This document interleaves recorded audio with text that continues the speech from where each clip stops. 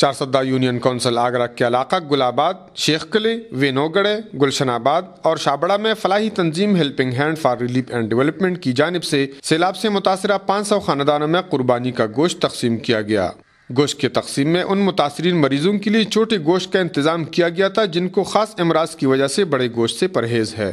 تنظیم کی ذبیحہ انچارج وصال محمد اور تعمیر ملت اسکول کے پرنسپل زاہد جان نے اے نیوز کے ساتھ بات چیت کرتے ہوئے کہا کہ تنظیم کو اس بات کا احساس ہے کہ متاثرین سیلاب مہنگائی کے اس دور میں اب تک اپنے لیے قربانی کے جانور خریدنے کے قابل نہیں، تاہم اگر ان کے لیے قربانی کی گوشت کا بندوبست نہیں کیا گیا تو ہزاروں کی تعداد میں متاثرین سیلاب قربانی کی گوشت سے محروم ہو جائیں گے۔ انہوں نے مزید کہا کہ ان متاثرین میں وہ یتیم بھی شامل ہیں جن کی 10 سالہ تعلیمی کفالت بھی تنظیم کی جانب سے جاری ہے۔ متاثرین نے قربانی کی گوشت پر خوشی کا اظہار کرتے ہوئے فلاحی تنظیم کا بے حد شکریہ ادا کیا۔